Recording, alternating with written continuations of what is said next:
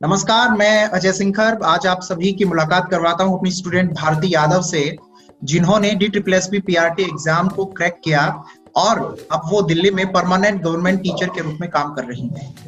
भारती, स्वागत है आपका आज के इस इंटरव्यू में। Thank you sir. आपने बहुत मेहनत की और आज उस मेहनत के दम पर ही आप देश की राजधानी में टीचिंग कर रही हैं, तो कैसा महसूस करती हैं आज? सर बी फ्रैंकली ये मेरी ड्रीम जॉब थी एंड अपनी ड्रीम जॉब मिलने के बाद जैसा लोगों को फील होता है just the best in my self, वैसा ही फील हो रहा है। I am so happy after that.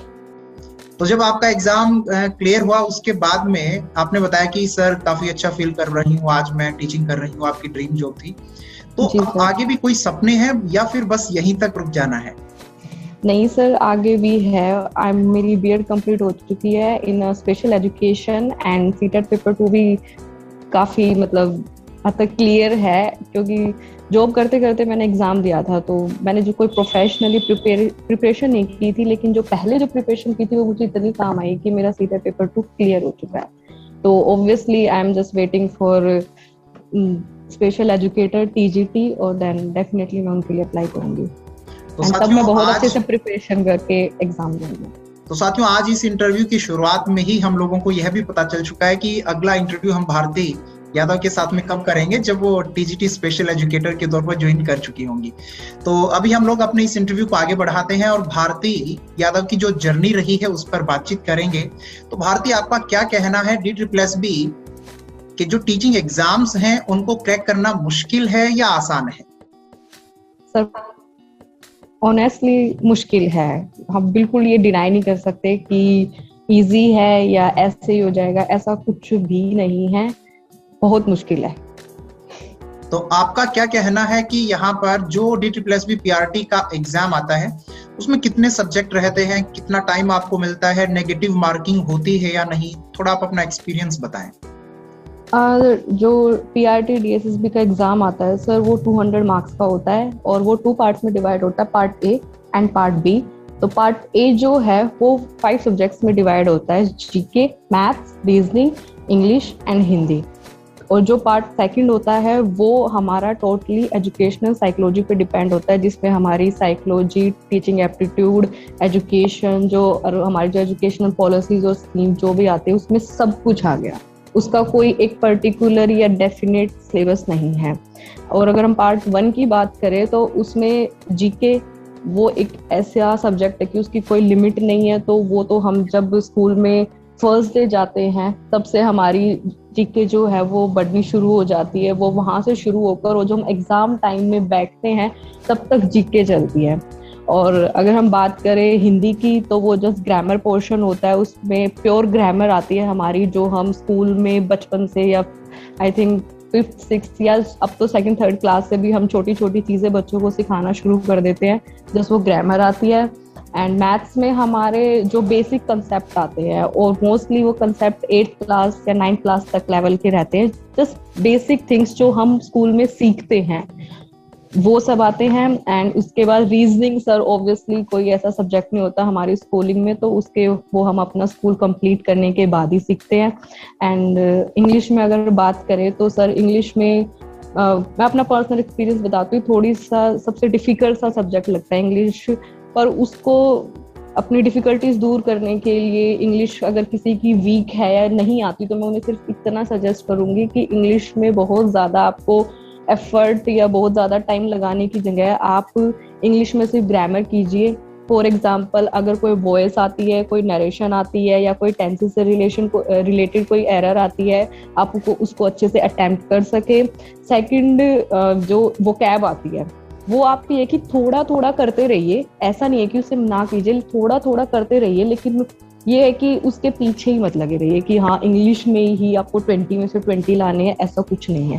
Because अगर आप ऐसा करोगे तो आपके जो बाकी 4 सब्जेक्ट है वो सफर करेंगे, और वो सब्जेक्ट ऐसे जिनके ऊपर अगर आप स्कूल तक थोड़ा सा अच्छे रहे हो और थोड़ा सा मिड एवरेज से थोड़ा सा भी अप हो अगर आप स्टडीज में, तो आप उनमें बहुत अच्छा स्कोर कर सकते हो। तो भारती, आपने ये बहुत सही बात यहाँ पर कही है कि ये नहीं है कि एक सब्जेक्ट वीक है तो सिर्फ उसी के पीछे हम लगे रहें, सभी सब्जेक्ट को टाइम देना जरूरी है। Yes sir. भारती, जो आप लोगों का ये एग्जाम था उसमें 200 क्वेश्चन करने के लिए आपको पार्ट ए और पार्ट बी कितना टाइम मिलता है? सर उसमें हमें एग्जाम के लिए 2 घंटे मतलब 120 मिनट्स मिलती है, और अगर हम एवरेज निकाल के देखें तो एक क्वेश्चन के लिए आपको 30 से 35 सेकंड मिलती हैं। बिल्कुल। तो वो 30 से 35 सेकंड सिर्फ इतना होता है कि आप एक क्वेश्चन को रीड कर सकते हो फुल कंसंट्रेशन के साथ, और उसे उस एक रीडिंग में ही आपको समझना है कि वो क्या कह रहा है। उसके बाद आप ऑप्शंस पढ़ो एंड जस्ट टिक। इतना ही टाइम होता है। वहां बैठ के आप ऐसे ऐसे कुछ भी नहीं सोच सकते कि क्या करे क्या ना करे। और अपना एक्सपीरियंस, पर्सनल एक्सपीरियंस में बताती हूँ कि जब 200 क्वेश्चन होते हैं तो आप है ना ये कोशिश करो कि आप है ना पहले के मतलब ऐसा मत करो कि पहले के 100 क्वेश्चंस को इतनी ध्यान से पढ़ो कि उनमें लगे रहो और 1.5 घंटा निकाल दो। 30 मिनट्स में आप 100 क्वेश्चन कभी भी ढंग से अटेम्प्ट नहीं कर सकते। तो इसीलिए जस्ट स्टार्टिंग से अपनी वो स्पीड बना के चलो कि एटलीस्ट आप 200 क्वेश्चन तक पहुंचो तो सही। आप वहां तक पहुंचोगे, सारे क्वेश्चंस को पढ़ोगे, समझोगे और टिक करोगे, तो वो एक बहुत पॉजिटिव इफेक्ट डालता है आपके एग्जाम पे। मान लो आप 160 पे रुक गए और टाइम अप हो गया, तो जो बाद की जो 40 क्वेश्चन है उसमें तो आपने कुछ भी नहीं किया, वो पॉजिटिव नेगेटिव कोई कुछ भी नहीं इम्पैक्ट डालेगा आपके एग्जाम पे। तो जो मोस्ट इम्पोर्टेंट एंड सबसे इम्पोर्टेंट जो चीज है वो सर यही है कि आप टाइम मैनेजमेंट करते हुए जस्ट 200 क्वेश्चन तक अटेम्प्ट करो। ऑनलाइन एग्जाम में सर मेरे साथ खुद ऐसा हुआ था, मैंने डीओई का ऑनलाइन एग्जाम दिया था, तो उसमें जो 2020 के सेट आते हैं, तो उसमें मैंने उसमें ये भी होता है कि सर 20 मतलब सेट आ गए तो उसके बाद दोबारा ओपन नहीं होते। तो जो साइकोलॉजी का पोर्शन था ना, मुझे लगा कि मैं 5th सेट पे हूँ। तो वो जैसे मैंने अटेम्प्ट करके वो 80 क्वेश्चन हुए, उसके बाद वो 5th सेट दोबारा खुल गया, क्योंकि वो 4 सेट हुए थे और 5वां सेट दोबारा खुल गया, तो वो क्वेश्चन तो ऐसे ही रह गए। तो time management is most important to crack any exam of DSSB। तो भारती, सबसे ज्यादा मुश्किल इस एग्जाम के अंदर आपको क्या लगता है कि ये चीज एक ऐसी है जो DSSB ने इस एग्जाम के स्ट्रक्चर में ऐड की हुई है जो इसे सबसे मुश्किल बनाती है? सर फर्स्ट तो मैं time management, and second sir जो ये क्वालिफाई क्राइटेरिया है, ये एक क्योंकि ना ये एक ऐसी चीज अब ऐड कर दी है DSSB ने जो सच में आपके एग्जाम को डिफिकल्ट बनाती है। बिकॉज सर ऐसा हुआ है कि जो बच्चे 12th के बाद ही मान लो मोस्टली बॉयज जो मान लो और एग्जाम्स की प्रिपरेशन करते हैं, फॉर एग्जाम्पल दिल्ली पुलिस की या SSC वगैरह की, तो ऑब्वियसली उनका फर्स्ट पार्ट स्ट्रॉन्ग होता है, उनकी इंग्लिश, GK, मैथ्स, रीजनिंग काफी अच्छी होती है, तो वो उसमें इतना अच्छा स्कोर कर लेते हैं कि उनको सेकंड पार्ट में अगर उनके थोड़ा बहुत भी कम हो जाता है तो वो सिलेक्शन ले जाते हैं। बट ये उन बच्चों के साथ बहुत अनफेयर होता है जो स्टार्टिंग से ही टीचिंग लाइन को लेके चल रहे होते हैं, जस्ट लाइक मी, कि 12th के बाद ही आपने JBT करनी या आपको ग्रेजुएशन के बाद BEd करनी, उनके साथ बहुत अनफेयर होती है चीज। तो ये DSSB ने जो क्राइटेरिया रखा है ये डिफिकल्ट है, लेकिन ये डिफिकल्ट उन बच्चों के लिए जो टीचिंग की लाइन ना लेके चलते हुए दूसरी लाइन में जाके करते हैं, क्योंकि जो टीचिंग की लाइन लेके चलते हैं ना, उनको तो स्टार्टिंग से उनकी साइकोलॉजी खुद सेट होती है कि हाँ हमें ये करनी है और ऐसे ऐसे है ना। तो भारती, आपका कहना यह है कि सिर्फ ऐसा नहीं है कि जो टीचिंग एग्जाम्स के तैयारी में है या जो सिर्फ टीचिंग रिलेटेड कोर्सेज कर रहे हैं तो पार्ट बी में ही घुसे रहे, उन्हें भी पार्ट ए पे ध्यान देने की जरूरत है। यस, बिल्कुल बिल्कुल सर, दोनों पार्ट में क्वालिफाई करना तो सबसे जरूरी है आज के मतलब एग्जाम क्रैक करने के लिए। अच्छा, एक नेगेटिव मार्किंग भी इसमें है DSSB के एग्जाम में, तो नेगेटिव मार्किंग को लेकर के आपको क्या लगता है कि ये कहीं ना कहीं बच्चे को अफेक्ट करती भी है? यस सर, नेगेटिव मार्किंग बच्चों को अफेक्ट करती है। फॉर एग्जाम्पल मैं जस्ट अपना पर्सनल व्यू बताना चाहती हूँ कि हम जब एग्जाम के लिए प्रिपरेशन करके जाते हैं तो 2 तरह के बच्चे होते हैं। एक तो वो जो फुली उस एग्जाम को लेके सीरियस फोकस्ड होते हैं और उन्हें बस ये लगता है कि एग्जाम ही सब कुछ है और उसके लिए बहुत हार्ड वर्क करते हैं, और कुछ ऐसे होते हैं जो मान लो ऑलरेडी पहले किसी जॉब में होते हैं या मान लो उन्हें जॉब की इतनी जरूरत नहीं है या उनको जॉब को लेके सीरियस नहीं होते, वो जस्ट ऐसे कि हाँ ठीक है हो गया तो अच्छी बात है, नहीं हुआ तो भी कौन सा बुरा है। तो सर ये जो बच्चे ऐसे होते हैं ना जो सीरियस नहीं होते उसमें, और ये मान लो तुक्के मारा है, फॉर एग्जाम्पल उन्होंने 10 क्वेश्चन में तुक्के मार दिए, तो अगर मैं कहूँ कि 10 में से अगर उनके 4-5 क्वेश्चन भी ठीक निकल गए तुक्के से ही, तो उनको कितना बेनिफिट हुआ है।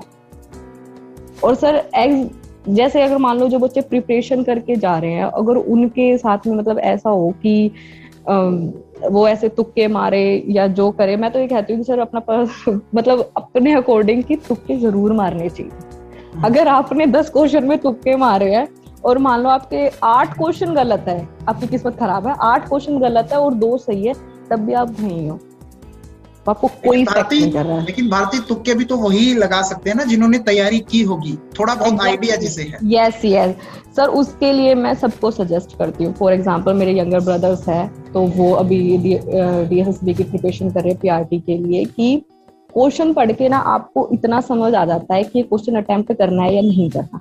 उसमें से आपको इतना सा भी अगर कुछ समझ आ रहा है ना, उसका ऑप्शन जरूर पढ़ो। और जब आप ऑप्शन पढ़ते हो ना, तो सर 90% आप क्लियर हो जाते हो कि 4 ऑप्शन में से ये 2 तो बिल्कुल नहीं है।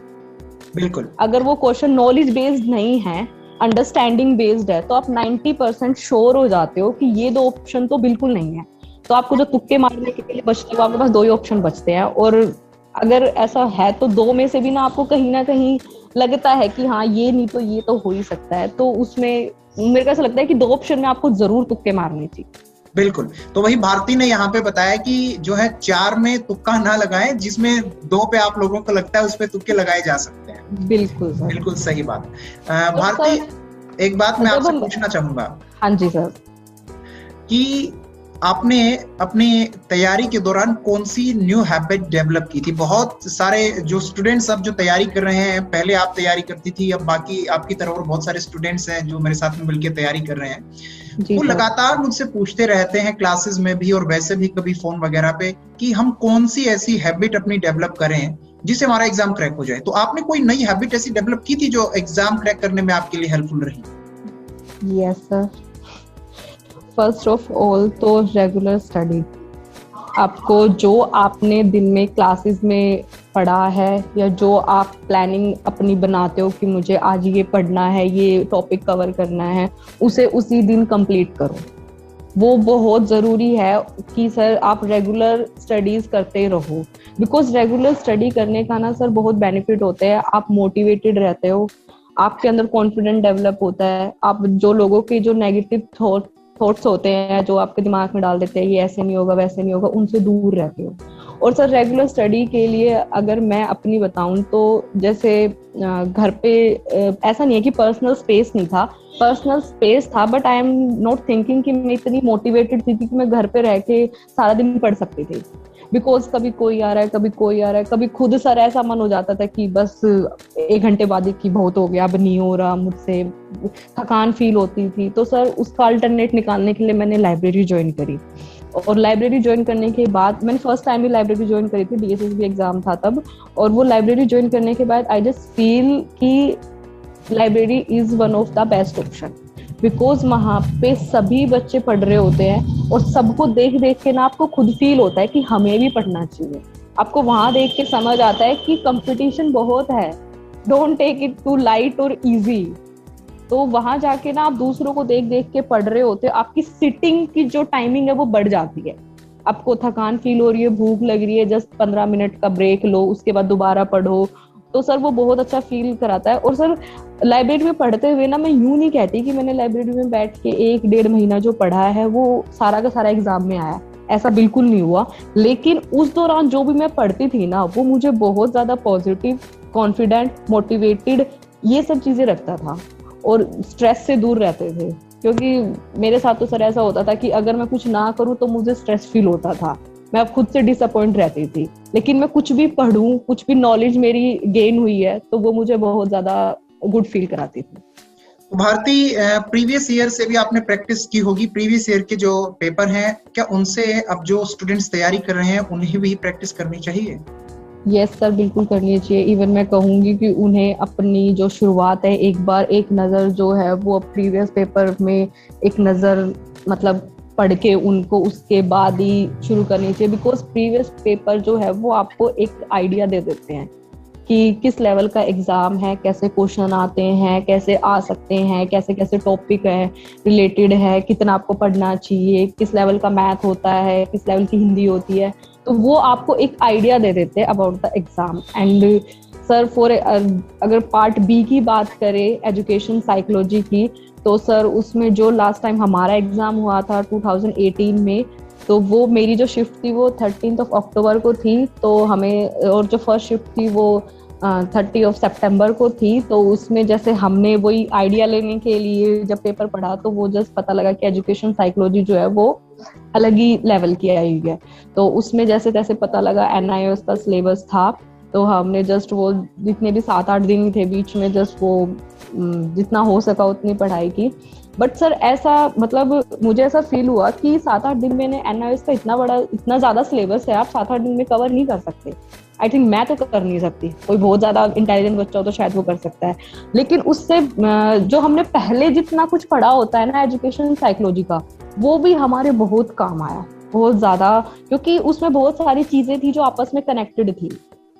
तो सर अभी जो बच्चे प्रिपरेशन कर रहे हैं, मैं उन्हें सिर्फ ये सजेस्ट करना चाहूंगी कि जब आप एजुकेशन साइकोलॉजी की बात करते हो तो सबसे पहले आपको NIOS का सिलेबस पूरा कवर करना चाहिए, बिकॉज उसमें हमारी जो ट्रेडिशनल साइकोलॉजी जो हम कभी डाइट करते हैं तब से जो पढ़ते हुए आते हैं उसमें वो सब कुछ है, और प्लस उसमें और भी अलग अलग सब्जेक्ट से रिलेटेड बहुत सारी चीजें हैं। एंड सर एजुकेशन साइकोलॉजी की अगर मैं बात करूँ तो जो हमारे अजय सर हैं वो बहुत अच्छा पढ़ाते हैं, एंड वो अपने स्टूडेंट्स की जो है वो बहुत ज़्यादा हेल्प और सपोर्ट करते हैं उन्हें। तो सर एजुकेशन साइकोलॉजी में तो मैं कह रही हूँ कि आपसे अच्छा कोई पढ़ा ही नहीं सकता। आपने हमारी उस टाइम पे इतना हेल्प करी, आपकी क्लासेस ली हमने, और हमारा एग्जाम क्लियर हो गया। तो I am really so thankful to you. Thank you sir. आपने जो यहाँ पर जिक्र किया दो बातों का भारती, एक तो जो NIOS का सिलेबस है कि ऐसा नहीं है कि वो आप 5 से 7 दिन या 10 दिन में ही कंप्लीट कर सकते हैं, उसको टाइम देकर आपको अच्छे से कंप्लीट करना चाहिए। और जो आप लोग पहले से स्टडी करते हुए आए हैं वो बहुत इंपॉर्टेंट है, उसे नेग्लेक्ट बिल्कुल भी ना करें। बिल्कुल सही आपने कहा। Yes sir. और दूसरा आपने यहाँ पे क्लासेस की बात की है कि जो क्लासेस है वो आपके लिए हेल्पफुल रही, तो आज मैं आपको थैंकफुल कहता हूँ कि आपने जो क्लासेस ली, आपने जो मेहनत की, उसका रिजल्ट आज सबके सामने है। और आगे आप जो है बहुत जल्दी स्पेशल एजुकेशन टीचर का एग्जाम भी क्रैक करें। और जो है अब हम लोग उस ओर चलते हैं कि जो अभी बच्चे तैयारी कर रहे हैं उनके लिए सेफ स्कोर क्या हो सकता है? सर सेफ स्कोर की अगर बात करें तो आई थिंक कि 130 plus is the safe score. भारतीय 130 से ज्यादा सेफ स्कोर बच्चे के लिए रहेगा। 200 में से 130 नंबर लेके आना, और वो भी 120 मिनट में, ये तो एक मुश्किल टास्क है ना बहुत, और नेगेटिव मार्किंग भी। यस, तो सर DSSB का एग्जाम इसीलिए मुश्किल बोला जाता है, इसीलिए मुश्किल बोला जाता है because time management, negative marking, आप जस्ट एक्यूरेट होने चाहिए कि हाँ यही ही आंसर है। तुक्के भी कितने चल सकते हैं सर, गिनती के तुक्के चलते हैं। तो सर ये 130 प्लस स्कोर है। और सर अगर आप कोई ये सोचता है कि वैकेंसी कम है तो ही हाई मेरिट जाएगी, वैकेंसी ज्यादा है हाई मेरिट नहीं जाएगी, तो ये बिल्कुल गलत कंसेप्ट है। ऐसा बिल्कुल नहीं है। याद होगी जी सर।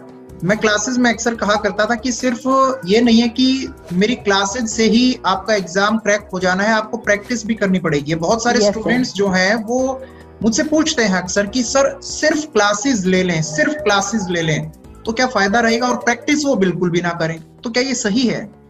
नहीं सर, प्रैक्टिस तो बहुत जरूरी है। बिकॉज सर क्योंकि ना सर आप प्रैक्टिस करते हो ना उस टाइम पे ना, वो आपको टाइम मैनेजमेंट सिखाती है, आपको जस्ट आपकी स्पीड बनाती है, आपकी जो कंसंट्रेशन पावर है कि जस्ट एक रीडिंग में ही आपको क्वेश्चन समझ आ जाए, उसके ऑप्शन समझ आ जाए, आपकी स्ट्रेंथ को इम्प्रूव करती है। तो सर प्रैक्टिस तो सबसे जरूरी है, हार्ड वर्क प्लस प्रैक्टिस, ये दोनों बहुत इंपॉर्टेंट चीज है। क्योंकि सर नॉलेज आपके पास है, आपके पास बहुत नॉलेज है, लेकिन you don't know how to put that, कि जब आपको यही नहीं पता कि आप उसे पुट कैसे करोगे तो सर उस चीज का कोई फायदा भी नहीं है। तो सर ऐसे ना बहुत सारे ऐसे हैं, अगर मैं कहूँ मेरे नॉन फ्रेंड या मेरी जो कहूँ दी वगैरह जिन्हें बोलती, जो मेरे से बड़ी एज में थी, उन्हें आता मुझसे बहुत ज्यादा था बट उन्होंने प्रैक्टिस की तरफ ध्यान नहीं दिया। ऐसा कुछ है जिन्हें मैं खुद जानती हूँ, वो सच में काफी हाईली एजुकेटेड है और मतलब उन्होंने प्रैक्टिस की तरफ ध्यान नहीं दिया, वो जस्ट थिंकिंग कि हम कर लेंगे, टाइम मैनेजमेंट ही तो है, मैं पढ़ के इतना पढ़ रखा है, I know how to put that knowledge. तो सर एट कंक्लूजन मैंने काफी को देखा है कि उनका सिलेक्शन नहीं हुआ, बिकॉज क्योंकि उस टाइम पे ना इतना टाइम कम होता है कि अगर आप थोड़ा सा भी हड़बड़ाहट में आ जाते हो ना तो वो सब मैसअप हो जाता है। आपको बहुत ज्यादा शांत रहने की जरूरत होती है उस टाइम। एक बात और कि अभी आपकी जॉब लग चुकी है और आप अपने स्कूल में जाती हैं, पढ़ाती हैं, तो वहां पर आपको एक एक्सपीरियंस मिल रहा है, वहां पे आप डेली बच्चों से इंटरेक्ट होती हैं, प्राइमरी लेवल के आपके स्टूडेंट्स हैं, तो उनके साथ में कैसा महसूस करती हैं? Sir I really feel so great. सुबह मॉर्निंग में जाके जब असेंबली होती है तो तभी असेंबली में जब ये बच्चे आपको मैम, गुड मॉर्निंग मैम बोलते हैं, तो वो एक मॉर्निंग के टाइम पे ही बच्चों से मैम सुनना is the best feeling ever I feel anything. तो सर वो स्टार्टिंग से इतनी बेस्ट फीलिंग होती है कि सारा दिन बहुत अच्छा जाता है। और बच्चों के साथ में ना सर आई फील दैट कि जब हमारी एक क्लास होती है, हम डेली उन बच्चों से मिलते हैं, सारा दिन बच्चों के साथ रहते हैं, उन्हें पढ़ाते हैं और उनसे बातें शेयर करते हैं, उनके इश्यूज सॉल्व करते हैं, तो सर एक बहुत ना यूनिक सा कनेक्शन बन जाता है क्लास के साथ। एक वो उस चीज को मैं एक्चुअली वर्ड्स में डिफाइन नहीं कर पाती, जो चीज मैं फील करती हूँ। वो एक ऐसा कनेक्शन बन जाता है कि बच्चे को दूसरी क्लास के बच्चों से प्रॉब्लम है तो वो कभी भी किसी और टीचर को नहीं बताता, वो आपको आके बताता है। वो आपकी इतनी रिस्पेक्ट करने लग जाते हैं कि सर कि मेरी क्लास तो सर 5th क्लास थी 2019 में, 19 से 20 के सेशन में। तो सर वो बच्चे, मैं उनके साथ रहती थी और I am very cool and normal teacher with students. तो वो इतने बच्चे मेरे से इतना अटैच हो गए थे कि सर वो है कि अगर मैं उनको थोड़ा सा भी ये कह दूं ना कि ये क्या कर रहे हो आप, ऐसे नहीं करना, और इतने सेंसिटिव हो गए थे कि उनको इतना फील होता था कि मैम हमें डांट रही है। वो उन्हें थोड़ा सा भी अगर मैं डांट देती थी ना, वो उसी में रोने लग जाते थे। और सर पनिशमेंट तो खैर दूर दूर तक वो है, मुझे पर्सनली ऐसा फील होता है अब पढ़ाने के बाद कि punishment is not solution of anything. Punishment बिल्कुल सॉल्यूशन नहीं है। भारती ने बिल्कुल सही कहा। यहाँ से तो जो है न केवल स्टूडेंट्स को बल्कि पेरेंट्स को भी ये बात समझनी चाहिए कि कभी भी ना बच्चे को पनिशमेंट से आप बेहतर नहीं बना सकते हैं। और ये तो भारती ने अपना एक्सपीरियंस बताया है। तो इस वक्त आप जितने भी स्टूडेंट्स तैयारी में लगे हुए हैं, जब कभी भी आपके पेपर में इस तरीके का क्वेश्चन आए कि अगर कोई बच्चा क्लास में आपकी बात नहीं मान रहा है तो आप क्या करेंगे, देखिए भारती ने भी कह दिया है, पनिशमेंट नहीं देंगे, आप फाइंड आउट करेंगे प्रॉब्लम जिसकी वजह से प्रॉब्लम हो रही है। और सर जो बच्चे प्रिपरेशन कर रहे हैं उन्हें वैसे वो चीज अभी फील नहीं कर सकते जो मैं बच्चों के साथ फील करती हूँ। बच्चों को क्लास में सर, हम तो जैसे मैं एमसीडी में टीचर हूँ, तो वहाँ के बच्चे तो मैं आपको बताऊं तो पढ़ना चाहते हैं। वो चाहते हैं कि आप उन्हें सिखाओ, वो सीखना चाहते हैं, वो चाहते हैं कि हमारे टीचर्स हमारे लिए ज्यादा से ज्यादा चीजें लेके आए, ज्यादा से ज्यादा हमें पढ़ाए। तो सर आप है ना बच्चों को छोटी छोटी एक्टिविटीज में इन्वॉल्व करके रखते हो ना, क्लास बिल्कुल डिसिप्लिन रहती है, कोई शोर नहीं, कुछ नहीं, बच्चे इंजॉय कर करके एक्टिविटीज कर रहे होते हैं ना कि मतलब मुझे खुद देख के हैरानी होती है। और सर टच वुड, मेरी क्लास जो थी ना, जब मैं उनको चैप्टर जस्ट पढ़ा रही होती थी, for example just I am reading a line and then I am asking question to the students, तो सर इतने बेहतरीन आंसर देते थे ना वो। फॉर एग्जाम्पल कोई भी अंडरस्टैंडिंग वाला क्वेश्चन है, वो उनके इतने अच्छे आंसर्स देते थे कि इतने अच्छे आंसर्स मेरे खुद के पास नहीं होते थे। उनकी वो क्रिएटिविटी और उनका वो मेंटल लेवल देख के ना आई एम जस्ट सरप्राइज्ड कि दे आर सो गुड। और साथियों भारती ने यहाँ पर देखिए कितने अच्छे से बताया उनका जॉब लगने से पहले का भी जो समय था वो कैसा रहा, उनके एक्सपीरियंस क्या थे, और अब जॉब लगने के बाद का उनका एक्सपीरियंस क्या रहा। मुझे ऐसा लग रहा है कि हम पूरा दिन भी अगर भारती से बात करते रहेंगे तो वो अपने एक्सपीरियंस यहाँ में बताते रहेंगे। और देखिए जो मुस्कुराहट आज उनके चेहरे पे हमें देखने को मिल रही है, ये कहीं ना कहीं इनके अनुभव की वजह से है। ये आज इनकी जो मेहनत थी, उस मेहनत से जो सिखा पा रही हैं, उनसे इनको बहुत खुशी मिल रही है। चाहती हैं जितनी अभी तक मेरी उनकी बात हुई है उसके आधार पर मैं कह रहा हूं कि मैं अब जो साथी तैयारी कर रहे हैं उनको और ज्यादा कुछ बता सकूं। तो साथियों, आगे भी हम लोग भारती से मुलाकात किया करेंगे जब भी इनके पास में समय होगा। बहुत अच्छे से भारती ने यहाँ पर हमें बताया, और भारती को आज जितनी खुशी हो रही है उससे ज्यादा कहीं खुशी मुझे हो रही है कि आज मैं भारती के साथ बात कर रहा हूँ, उनका इंटरव्यू ले रहा हूँ। भारती, थैंक यू, आपने बहुत अच्छे से, बहुत बढ़िया से, एकदम शानदार बेहतरीन तरीके से हमारे सभी साथियों को बताया अपना एक्सपीरियंस। तो आगे भी जब कभी भी आपके पास समय होगा आप इसी तरीके से गाइड करने के लिए अवेलेबल रहेंगी। Thank you for your time. Thank you sir.